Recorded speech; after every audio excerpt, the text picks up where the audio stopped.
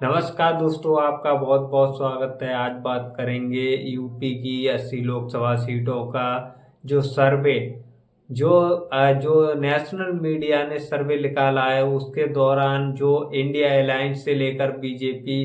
किसकी हार किसकी जीत, किसको अब की बार बाजी मारने का मौका मिल रहा है यूपी के अंदर या और अन्य राज्यों के अंदर। तो आपको बता दें कि यूपी की विशेष बात करनी है। यूपी का एक ऐसा चुनाव है जो कि केंद्र से केंद्र तक ले जाने में महत्व रखता है। यो यूपी में जो फतेह कर गया वो केंद्र का रास्ता यूपी से ही होकर निकलता है। या यूं कहे तो यूपी की राजगद्दी जिसके हाथ में यूपी में ज़्यादा समीकरण या सीट मिलती हैं, वो केंद्र का रास्ता निकलता है। और आपको बता दिया जाए कि बहुजन समाज पार्टी या समाजवादी पार्टी और बीजेपी, इन तीनों दल का ये तीन पार्टी ऐसी हैं जो यूपी के अंदर अपना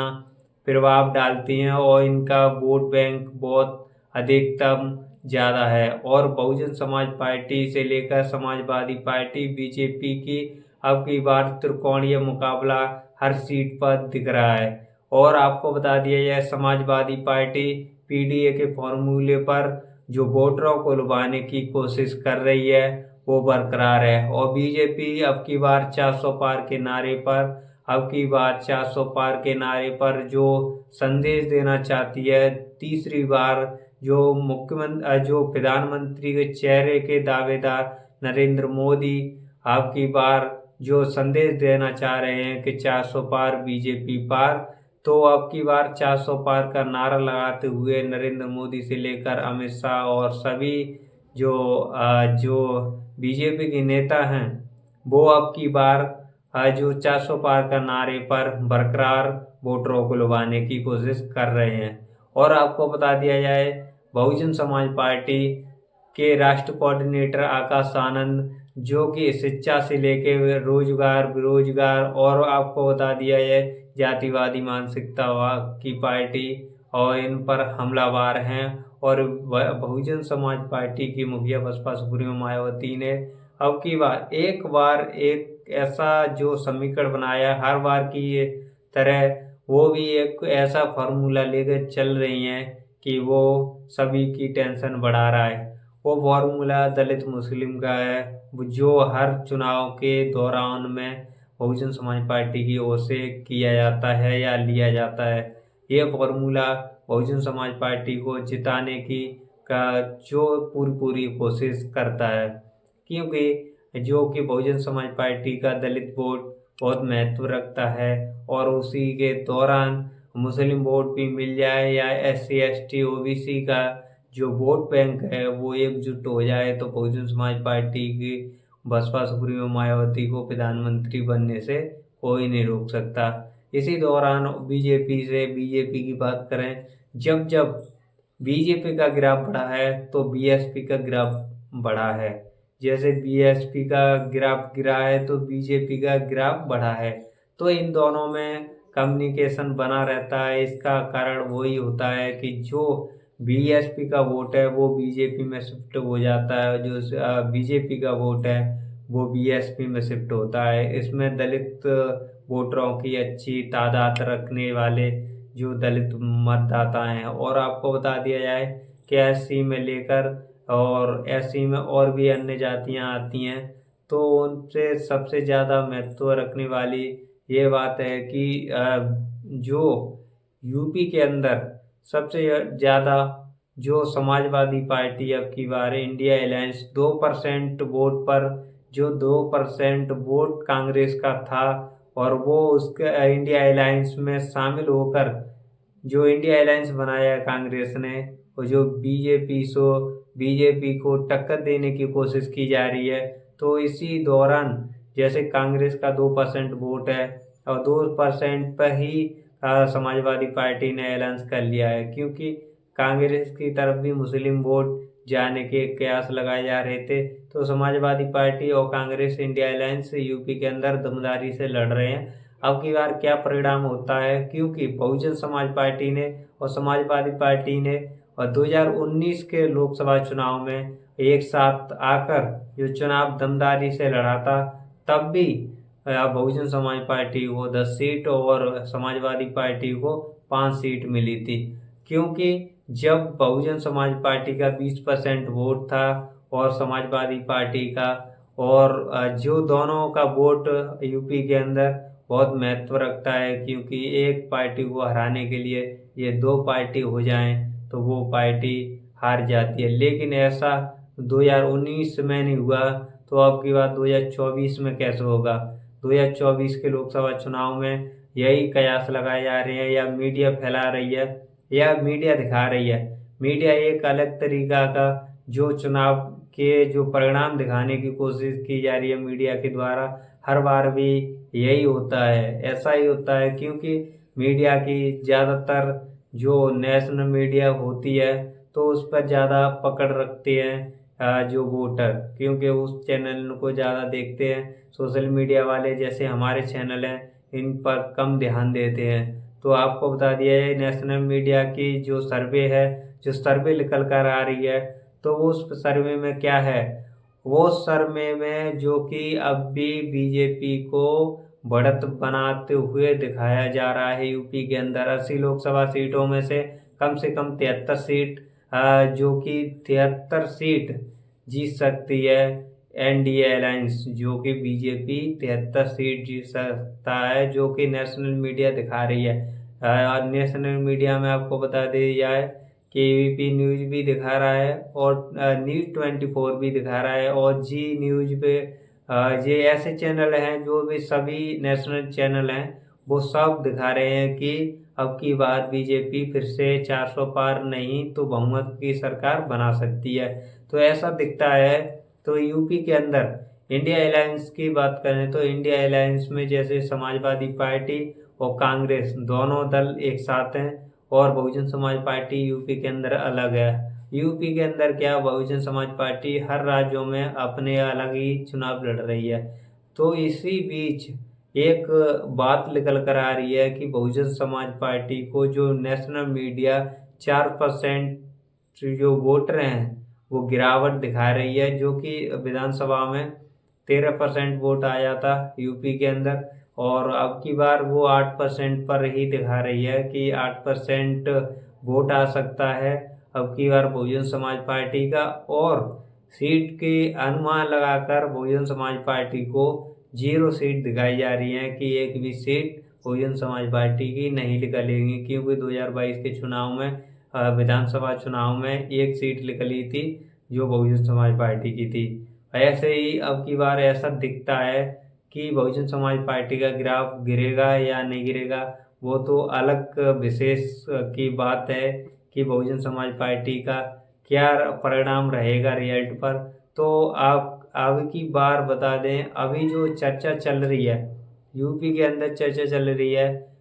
कि बहुजन समाज पार्टी ने सबसे ज़्यादा अपने प्रत्याशी उतारे हैं। सबसे ज़्यादा अब की बार बहुजन समाज पार्टी ने प्रत्याशी उतारे हैं, और वो प्रत्याशी हैं सबसे ज़्यादा मुस्लिम कैंडिडेट। जो मुस्लिम कैंडिडेट को उतार कर बहुजन समाज पार्टी ने एक अलग तरीका का समीकरण बना दिया है।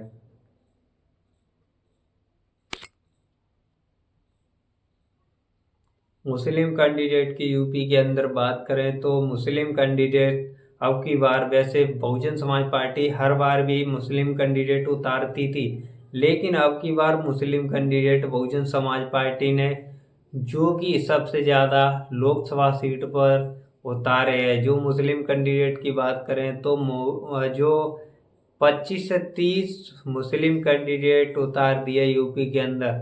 जो एक बहुत बड़ा तबका था, जो बहुत बड़ा जो वोट बैंक है मुस्लिम का, जो मुस्लिम समाज का, वो एकजुट होकर बहुजन समाज पार्टी की ओर झुकाव देख रहा है या दिखता है। क्योंकि बहुजन समाज पार्टी के जो नेशनल कोऑर्डिनेटर या बहुजन समाज पार्टी के मुखिया बसपा सुप्रीमो मायावती ने जो प्लान बनाया था, जो फॉर्मूला था, जो दलित मुस्लिम का फॉर्मूला था, उस पर कायम होते हुए बहुजन समाज पार्टी ने 25 से 30 कैंडिडेट देकर, जो अब भी मुस्लिम समाज नहीं मुड़ा, तो कब भी बहुजन समाज पार्टी का मुस्लिम कैंडिडेट या मुस्लिम समाज या मुस्लिम समाज को जो सीट देने के लिए बहुजन समाज पार्टी कोशिश नहीं करेगी, क्योंकि हर बार बहुजन समाज पार्टी मुस्लिम कैंडिडेट देकर जो हिंदू मुस्लिम का जो चुनाव किया जाता है, इसी बीच उनको नुकसान होता है, क्योंकि बहुजन समाज पार्टी देखती है मुस्लिम समाज की हितैषी बताई जाने वाली जो समाजवादी पार्टी थी, और वो अब जो हिंदू मुस्लिम के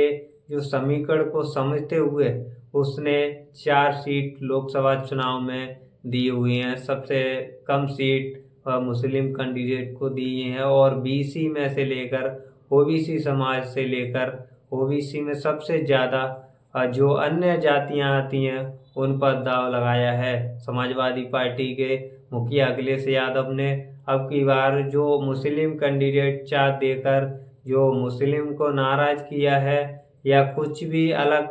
जो नैरेटिव बनाया है, क्योंकि उनको ही पता है कि बहुजन समाज पार्टी को ज़्यादा टिकट देना होगा, क्योंकि बहुजन समाज पार्टी अकेले अपने बलबूते पर लड़ रही है, और समाजवादी पार्टी कांग्रेस का जो रवैया है, देखने का सोचने का जो रवैया है वो अलग दिखता है, क्योंकि वो समाजवादी पार्टी और कांग्रेस को दिख रहा था कि कांग्रेस की ओर जो मुस्लिम का जाते दिख रहे थे, वो समाजवादी पार्टी ने या समाजवादी पार्टी के ओर दिख रहे थे जो मुस्लिम जो समाजवादी पार्टी की ओर रहते थे। तो उन्होंने दोनों ने जो गठबंधन कर लिया था एनडीए अलायंस को। तो एनडीए अलायंस करने के बाद में जो आपको दिख रहा होगा कि मुस्लिम कैंडिडेट की जो संख्या थी हर सीट पर सबसे ज़्यादा 25 से 30 सीट ऐसी हैं जहां महत्व रखने वाली है, और जो 25 से 30 सीट ऐसी हैं जहां प्रभाव डालने वाली हैं, जो जहां पर जो मुस्लिम का 25 से 30 जो सीटें हैं जो बहुजन समाज पार्टी ने दिया है मुस्लिम कैंडिडेट को, वहां पर सबसे ज़्यादा महत्व देने वाले मुस्लिम समाज है। मुस्लिम समाज और दलित समाज एक होते हैं, तो वो सीट निकलने के कयास लगाए जा रहे हैं। और बीजेपी की बात करें तो बीजेपी की बात करें तो अब की बार वैसे तो दिख रहा है, और या हाँ जो बताया जा रहा है इंडिया अलायंस की तरफ से कि बीजेपी अब की बार 400 पार क्या 125 सीट भी नहीं निकाल पाएगी। तो आपको बता दिया जाए बीजेपी फिर वापसी कर सकती है, क्योंकि यहाँ अनुमान लगाता हुआ दिख रहा है कि अब की बार बीजेपी फिर से जो सप्ताह में काबिज होने के कयास लगाए जा रहे हैं, क्योंकि बीजेपी के पास अब भी वोट बैंक उतना ही है। कितना हर सीट की बात करें 80 लोकसभा सीट की यूपी के अंदर 80 लोकसभा सीट में से कम हर प्रत्याशी की जो मिनिमम जो आपको वोट की बात करें तो 1 लाख 1.25 लाख से जीतते थे। कितना वोट बिगड़ेगा, ज़्यादा से ज़्यादा जो परसेंट वोट की है जो मतदाता है अब की बार कम डाल रहा है वोट। तो आपको बता दिया जाए वो कम का ये नहीं कह सकते कि बीजेपी का ही कम वोट डल रहा है, क्योंकि ये समाजवादी का भी डल रहा है, वो बहुजन समाज पार्टी का भी कम वोट डल रहा है, क्योंकि ये हर समाज के अंदर जो समाज के अंदर प्रभाव डालते हैं। और ये पार्टियां ऐसी हैं जो कि अपनी ओर खींचने की कोशिश की जाती है। SC ST की बात करें तो SC ST के लोग जो दूसरे जो अपने गांव की बात करें या सिटी की बात करें, जो कमज़ोर तबका का जो वोटर है वो अपनी जो कि रोजी रोटी में लगा हुआ है, और वो अदर जो स्टेट हैं वहाँ पर कंपनियों में अपनी में लगा हुआ है और वोट डालने के लिए नहीं आता है। तो ऐसे ही में SC ST OBC के लोग अपनी अपनी जगह पर लगे हुए हैं, और उसका फ़ायदा बीजेपी को मिलता है, क्योंकि वो बीजेपी को वोट नहीं देते हैं, तो वो बीजेपी का वोट वहीं की वहीं और पार्टियों का वोट कट जाता है। तो ऐसे में जो बीजेपी का वोट है, जो ठोस वोट माना जाता है, जो कांग्रेस का पहले माना जाता था अब बीजेपी का माना जाता है,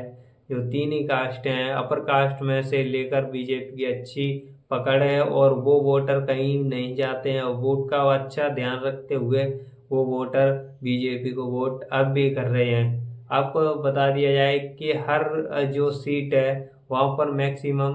15 से, जैसे कि आपको बता दिया है